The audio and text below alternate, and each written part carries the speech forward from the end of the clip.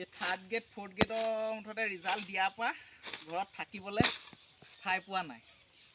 যেনিয়ে যাওঁ মুঠতে তেনিয়ে অকল গালিহে আৰু। লগৰ ল'ৰাবোৰে চাকৰি তাকৰি ল'লে, এই থাৰ্ড গ্ৰেড ফ'ৰ্থ গ্ৰেডত এয়া চাকৰি তাকৰি ল'ব নোৱাৰিলোঁ। ঘৰত এতিয়া গালি।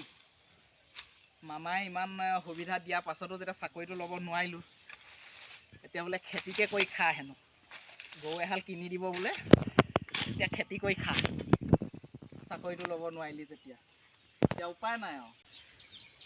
আগতে মানে ঘৰত ইমান গালি শপনি পোৱা নাছিলে চাকৰিৰ কাৰণে। কোনোবাই ক'লেও ঘৰত মানে মা দেউতাই কয়হে, আমাৰ ল'ৰাইনো ক'ত চাকৰি পাব, টকা পইচা নাই টকা পইচা দিবলৈ। এতিয়া আকৌ সেইহাল মা দেউতাই এনেকুৱা গালি দিয়ে এই মামাৰ চৰকাৰ অহা দিনৰ পৰা, বিশেষকৈ এতিয়া এই থাৰ্ড গ্ৰেডৰ আৰু ফ'ৰ্থ গ্ৰেডৰ ৰিজাল্ট দিয়াৰ পৰা। মুঠতে নাকামা নালায়ক, কি শুনিবা ৰাতিপুৱাৰ পৰা গধূলিলৈকে। এতিয়া কামতহে ধৰিছোঁ, এতিয়া খেতিহে কৰিব লাগিব আৰু আমি। উপায় নাই আৰু আমাৰ এতিয়া। তাৰ কাৰণে মামাই বেয়াহে কৰিছে বুলি ক'ব লাগিব। যিটো ল'ৰা 10টা বজালৈকে শুই থাকোঁ, এতিয়া মুঠতে 4টাতে উঠিবলগীয়া হৈছে গালি কোবত।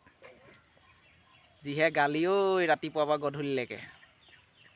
মোৰ নিচিনা যিকেইটা হৈছে সেইকেইটাহে বুজি পাব, বাকীখিনিয়ে বুজি নাপায়।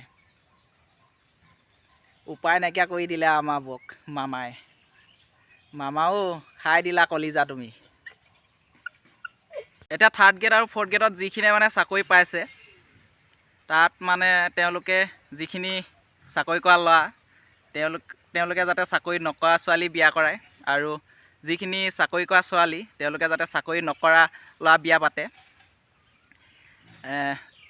এনেকৈ এটা ঘোষণা কৰিব লাগে আমাৰ মামাই।